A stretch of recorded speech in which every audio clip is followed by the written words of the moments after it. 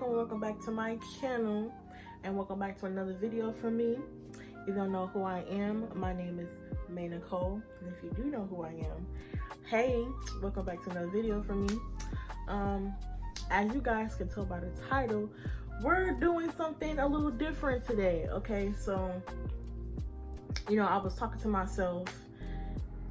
I don't know if y'all talk to yourselves, but I was like, having a little conversation, a little conference meeting with myself, and I decided to do a little series called Talking Ish with Maenicole. So with this series, I'm just gonna be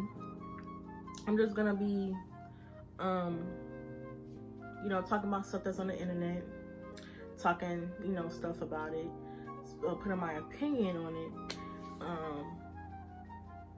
and not just stuff on it, also stuff on the internet, but other stuff that like I experience in my personal life and stuff like that. So yeah, we're just gonna put stuff on social media and stuff in my personal life, and probably stuff in your personal life. You don't know if I'm gonna be talking about your personal life either, but yeah, we're just gonna be talking ish about it. So this is, ooh, excuse me, damn. This is I'm not gonna say like episode 1, but yeah, this is like episode 1 of Talking Ish with Maenicole. I'm also going to get me a little microphone. So I feel like if I had like a little microphone, I would sound better. So I'm gonna get one of those little microphones for my videos. I'm gonna get that real soon. But yeah, until then, until I get that little microphone, you guys are gonna have to deal with this. So yeah, but before we get into this video, you know what to do. Make sure you like, comment, and subscribe. Also, turn on that notification bell so you will be notified when I post a new video. Because who don't want to be notified when I post a new video? Like, if you don't want to be notified when I post a new video, it's giving very much hater. Because why you don't want to be notified when I post a new video?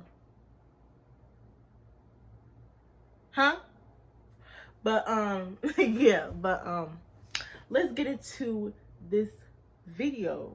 Okay, our first topic for Talking Ish with Maenicole is 7 days in with Cenat.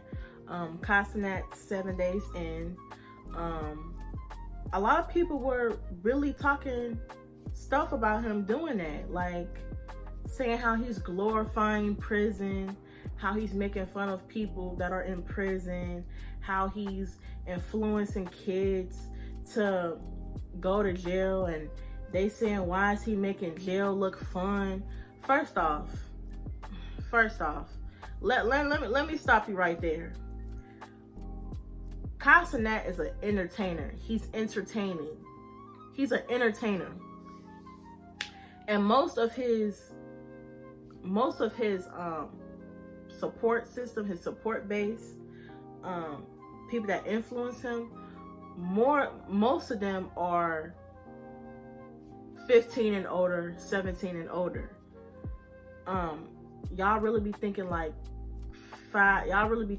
younger kids really like watch this stuff, but it mostly be like kids that are 12, 13, 14, 15, 16, 17, and up. And I think these kids that are younger than him, way younger than him, and way younger than me, they probably already know that jail is not fun. And they probably already know that jail's not fun. Sorry, I got something in my fucking eye. They probably, like I said, they probably already know that jail is not fun. Jail is not a place that you're supposed to be at, that you want to be at. They probably already know that. Nowadays, kids are smarter than you think. Kids are not that dumb.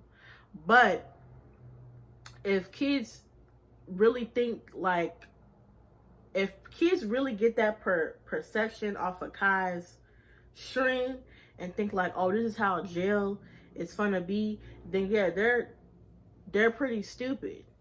But he was not glorifying prison. He wasn't doing all that. But where's this energy? Where's this energy with these television shows? I know y'all motherfuckers watch 60 Days In.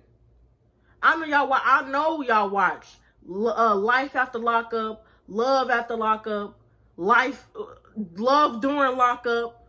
I know y'all watch them type of TV shows. So where's that energy going towards them? Because the people, the women and men that are dating inmates, there are actually inmates. Where's the energy towards these networks that are, you know, romanticizing inmate and non-inmate relationships? What about the network that does 60 Days In? What about that network? Where's the energy to that network? But y'all want to go towards Kai because he's a streamer, an entertainer. He's an entertainer. That's his job. And not only that, he also brought kids in the jail that he was staying in for 7 days. He brought kids in, ages from, it was a little boy that was like 5 years old, 5, 6 years old up in there. He had a little boy, he had kids ages from 5 and 18 up in there. And he brought a motivational speaker in there who was an inmate, who was doing time in prison. And the speaker that was doing time in prison, he was telling these kids not to, you don't want to be in a place like this. You don't want to be, he was literally doing that. So for y'all to not, y'all didn't really give it a chance to like understand it, which is fine. But y'all wasn't looking on a positive on it. Y'all wasn't looking on a positive on it. He was actually, though I feel like the reason that Kai did that was to give like a perspective on how, like, this is how you're going to live. You can't have no phone. They're gonna tell you when to take a poop, take a piss, wash your ass. They're gonna tell you when it's bedtime. You're a grown person and you got somebody, another grown person telling you when the hell to go to bed, or when to eat, or when to use the bathroom, or when to shower. He was just showing the kids like, this is actually how you're going to live. And Kai said himself that he would never want to be in that type of predicament, because he don't want to live like that. But yeah, I just didn't like how y'all was talking crap about him, saying that he's glorifying prison and make prison fun. Like what was he supposed to do? Well, what was he supposed to do? You wanted him to go into a real jail? He was just entertaining. That's it. That's all. Just being an entertainer. That's his job. That's his job. And that's what he does for a living. He does for a living is entertain his audience. And yeah. Okay. The next topic that we're going to talk ish about is Keith Lee's food tour in Atlanta. I have a lot to say. Not a lot to say about this, but I do have a lot to say about this, because you know, Atlanta is home of black. It's the city of black. You know, black excellence, black businesses. There's a whole bunch of black-owned businesses, HBCUs, and all that type of shit in Atlanta, Georgia. So Keith, he went out there, and his experience was not what he really thought it was going to be, but it really happened. It just shows you that a lot of you black-owned businesses out there, y'all need to change y'all rules, to change y'all regulations. Y'all need to expand y'all surroundings with, he couldn't even call in to get his order made. There was no Grubhub, no Uber Eats. He couldn't even DoorDash it. So y'all need to expand y'all horizons with that. And for the restaurants that he went into, they were like talking crap about him and all this other stuff. And it just really made me look at Atlanta differently, because like, that's like home of, Black excellence. And for him to experience that, like, he had to experience so much, a whole bunch of rules, a whole bunch of this, a whole bunch of that, just to sit down at a restaurant. Why do y'all have so many rules just to sit down to eat some damn food? That's all he wanted to do, was to eat some damn food, rate it, give his opinion, and bless the restaurant with good feedback or bad feedback. No matter if it was good feedback or bad feedback, he was giving you, a chance and giving you blessings with customers and stuff like that. And it was just crazy how most of the restaurants that he went to, he couldn't sit down and eat. He couldn't get a table. He couldn't call in. He couldn't do nothing. It's like, damn, you really got to go through all of that in Atlanta to get some damn food? Like, damn. And then he went into one restaurant. He sent his mother-in-law, his wife, and his sister in to the restaurant. And they asked, like, what's the wait time and stuff like that. The girl that was working at the restaurant gonna say, oh, the wait time is gonna be like an hour to an hour and 30 minutes to be seated. So they said, okay, and they went back and told Keith the wait time. Keith went into the restaurant and, was saying hi to everybody, was taking pictures with his supporters and stuff. And then he went up and asked, oh, what's the wait time? And the lady gonna say, oh, I can sit you down within 2 to 5 minutes. Like what? You just told his wife, his mother-in-law, and his sister that the wait time is gonna be an hour to an hour 30 minutes. Now when he come in up in the restaurant, now it's you can see him in 2 to 5 minutes, and that's what he didn't like. He didn't like that. Sorry, my camera, something happened, but I don't know. But anyways, like I said, he always says in his TikTok videos that he don't want no special treatment from no restaurants, from no business. He don't want none of that. He just want to go in, eat his food, pay for it, just like any other customer, just like a regular person. He always says that he don't want no special treatment. And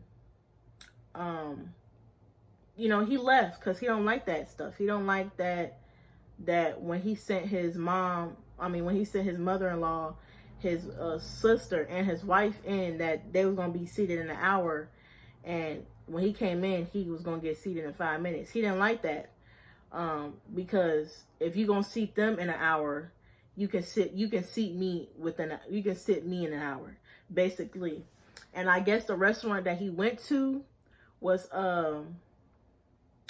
Candy's restaurant, and she was basically saying like, oh, well, she was basically saying like, yeah, I understand, like, he didn't want no special treatment, but he still could have. She basically saying like, yeah, I understand. She was saying a whole bunch of nothing, but she basically was saying like, oh, I understand, like, he didn't want no special treatment, but he still could have stayed at the restaurant and ate and ate their food. And that's not what he wanted to do. If he wanted to stay and ate your food, he would have did that. But that's not what he did. That he didn't do that. He didn't do that at all. He didn't want no special treatment. He didn't want none of that. He just wanted to be treated like a regular person, a regular customer. And y'all didn't do that. And he left. So yeah, basically, and other Atlanta, Georgia residents was saying, you know, this is basically how it is trying to get some food in Atlanta.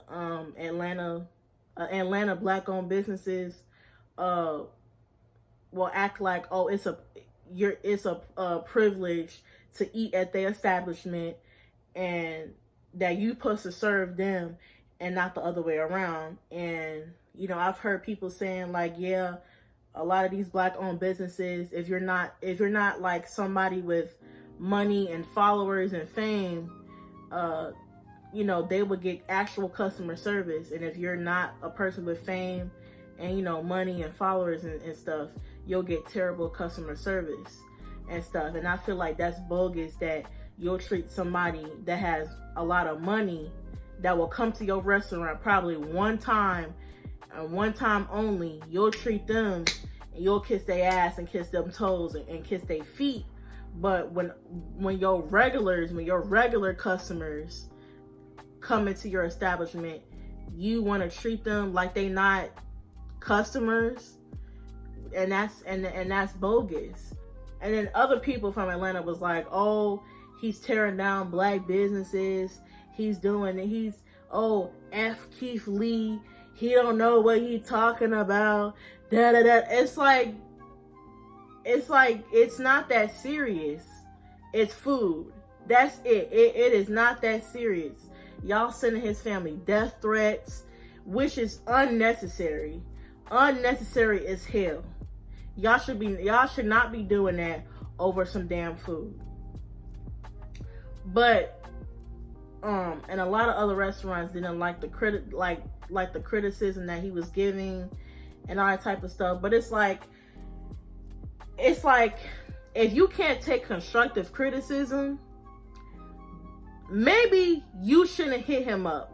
Don't text him, don't DM him, don't email him, don't Skype him, don't Facebook him, don't tweet him. If you can't take actual constructive criticism, and that's what's wrong with some of these restaurants. They think just because you a black-owned business, y'all think just because y'all are a black-owned business, we supposed to put you on this pedestal. No, babes. If your food is mid, your food is mid. If your customer service is ass, babes, your customer service is ass.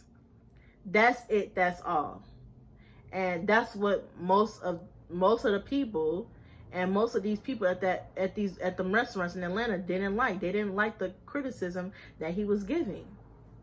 Oh well, too bad, so sad. He's not finna lie for y'all. He's not finna fake for y'all. He's giving his real, honest, authentic answers. And if you don't like that, don't call him, don't text him, don't reach out to him so he can go to your damn restaurant then. That's how we solve that problem. But yeah, y'all, I hope you like this video. I hope you like episode 1 of Talking Ish with Maenicole. Many more episodes to come. I'm gonna have a little mic soon, so I can be talking my ish in the mic, you know what I'm saying? But yeah, if you agree with what I'm saying, or if you don't agree, which is cool, you know, we can agree to disagree in the comments. Just talk it out in the comments. Say what you gotta say in the comments, you know what I'm saying, so I can read it and reply and stuff like that. But yeah, on the topics that I was talking ish about. But yeah, like I always say, love yourself, value yourself, keep you first, take care of yourself, and always keep God in your life no matter what. Thank you guys for watching this video. I really appreciate every single one of y'all. I love y'all. Be safe, and make sure you like, comment, and subscribe. And yeah, I love y'all. I'll see you guys in the next video.